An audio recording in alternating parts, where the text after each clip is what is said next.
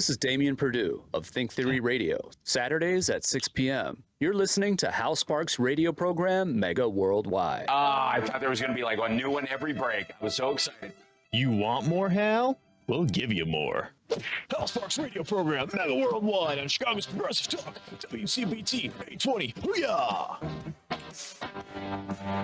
Welcome back to the show. So, needless to say, I don't know. Do we have callers, Chicago? I forgot to check during the break. Not yet. Good. Okay, cool. So 773-763-9278 is our number. I didn't want to leave anybody hanging if I didn't know. But I was telling Johnny, just as we were rolling in from the break, that as of yesterday, my part of the show, at the very least, and my regular streaming show and my house now are completely solar. We switched over to solar. And literally, they put a different junction box on your house for the solar system and kind of like turn off one and turn on the other. And now we signed up to get this done and went through the permitting process and all that kind of stuff in the spring. And the power company, not the solar guys, but the power officials who have to sign off on stuff on behalf of the state government and all that kind of stuff, dragged it on through the summer when the sun is the most prevalent and kept us on, when our power bills would be the highest because of air conditioning and other stuff, all during the summer. And then magically, right about the time it starts to cool off, you've been approved. And then they come over, clack. Like they've squeezed every last cent out of me for the summer for all the electricity I use, for all the, the gear I have running, and just the fact that it's hot here. I found that very, very sad. Yes, Vegas does cool off. As a matter of fact, I think more, I don't know if this statistic is still true or if I'm just remembering it wrong, but supposedly more people die of hypothermia in the desert than die of dehydration. I believe that. Because it's cold. The deserts get very cold. No one expects it to be. Exactly. So they're not prepared. That's right. So anyways, I thought it was, a fascinating kind of like, it's interesting that's the day they came over and like, yeah, congratulations. Like, what was different from 2 weeks ago? Well, the sun was out a lot. And now it gets down to what, 70? Yeah. No, it gets down to like in the 50s and sometimes in the 40s even. It's cold. Yeah. At night, anyways. And it was beautiful yesterday. It was very, yeah. Do you have a caller? We have calls. Oh, excellent. Okay, cool. So, 773-763-9278. Who do we have first on the line? I should have given the number. Up first is David from San Francisco. Excellent. Hey, David, welcome. Oh, howdy, Hal, Johnny. I saw a video recently on the Sahara. And apparently the Sahara was green for centuries, maybe eons, and then within about 100 years, apparently, it went dry. And it raises the issue about topsoil loss. That when you start looking at the floods in America that have happened in the last few years because of climate change, right, we've lost a huge amount of topsoil, and the aquifers are becoming empty because not only is the water being sold, but that the farmers are drilling deeper and deeper just to get water to take care of their crops, but they're having to basically use more water to get crops that have less nutrition in them. So I've been calling gardening shows for the last number of weeks and asking if topsoil is a part of America's infrastructure. And so I've gotten a whole bunch of red state farmer radio shows to say, of course it is. And I've been actually kind of piling on to the infrastructure bill. I just got on in Louisiana a couple of minutes ago. They need this infrastructure bill immediately after Hurricane Ida.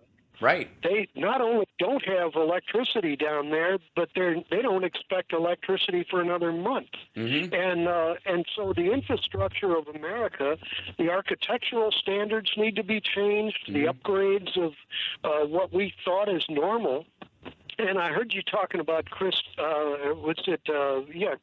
Cinema down Yeah. there in Arizona. Right. One of the big problems, Arizona gets much of its water from the Colorado River, and global warming is forcing the snowpack to melt early. And where it used to stick around for, here in California, the snowpack used to stick around till the summertime. Right. Now it's usually melting by March. And in Colorado, it's the same way. So the big money people down in Arizona are realizing that the infrastructure of America is dependent upon realizing that global warming is happening. It's just a profound thing. So Right, but I they also think, have to play you know, footsie. They have to play footsie with the Republicans and the Trumpsters who, where climate change has become a politically charged word instead of a problem we all need to solve. That there might be, by the way, cross-spectrum political solutions to scientifically, ecologically, how you handle land management, water. You could have constructive conversations if these folks actually cared, weren't afraid of the conversation. And that's the problem that they've had in Arizona, is that even the people who know that, the people you're talking about, they don't have the ability to speak openly in Arizona about the problem. They have to tiptoe around it and fund little things here and support the bill and hope they don't get caught, in the backlash, while having to give donations to people who are against it effectively to stave off accusations that they're commies who, believe in one world government or whatever. Yeah, well, I agree that some of them are that way, but for the last 10 or more years, they've known, like, for example, in solar, Arizona is filled with sunshine, Sure. and the Republican legislature in Arizona was trying to make it so that anybody that sold electricity to the grid would have to pay $50 a month in order for the right to sell electricity to the grid. And they know that it's a stacked deck with those fools. And Right. I call up Arizona stations all the time. I say it out front, and they argue and hem and haw, but in the long run, the average person is realizing it. So it's more important to get the average person to show Agreed. up to vote. Agreed. And I think that is one of the aspects of the sort of the purpling of certain states does relate to climate and healthcare. These two areas where Republicans just feel like, if you ignore it, it'll go away.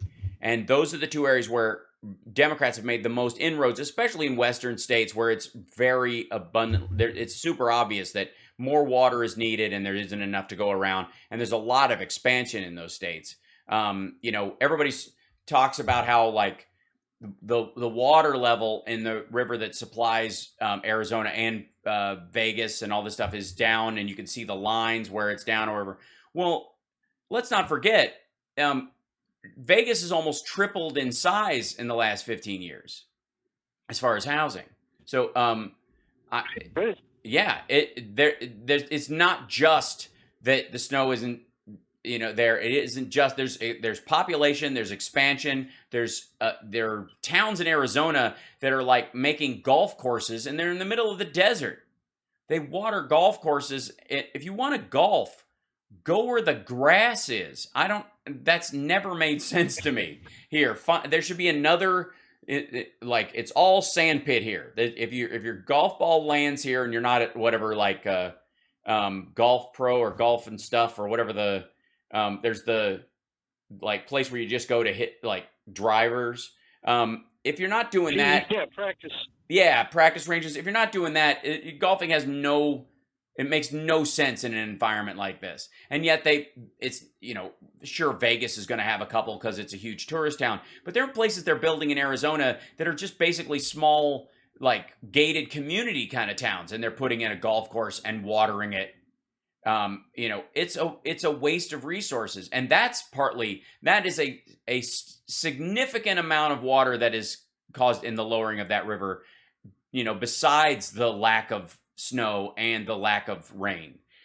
So they're making droughts worse is essentially what it is.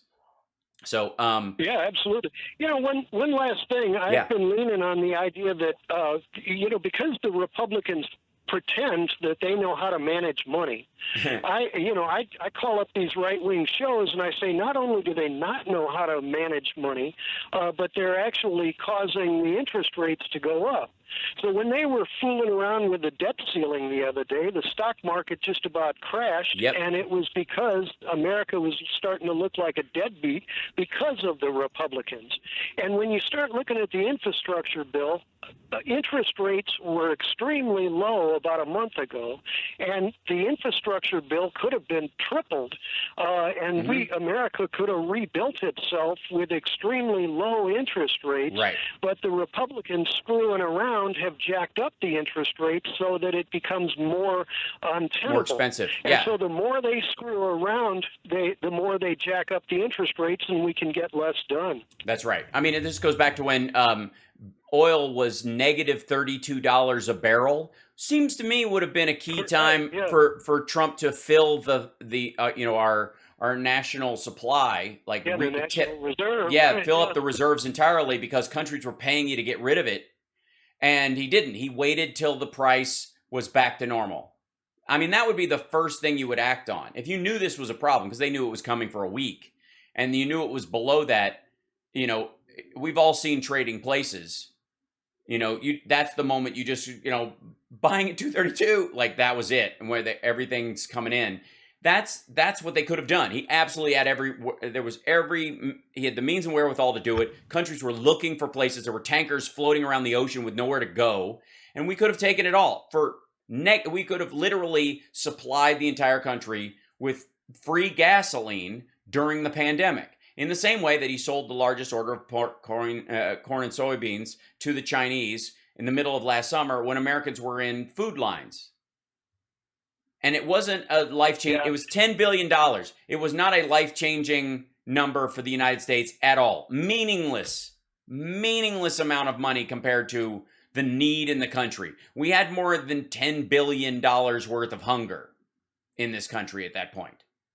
And the idea that we need to look at this as, look at it as an investment, investing in America, instead of being a skinflint. It's the difference between a slumlord and a good property manager. Well, I would argue, and we got to take a break, and I appreciate the call, but I would argue that Democrats take it like we look at America like it's a house we have a mortgage on. We need to keep it up, and we need to pay the mortgage. Republicans act like renters, and they can't wait for the day they can cash out and move to the Caymans. We'll be back.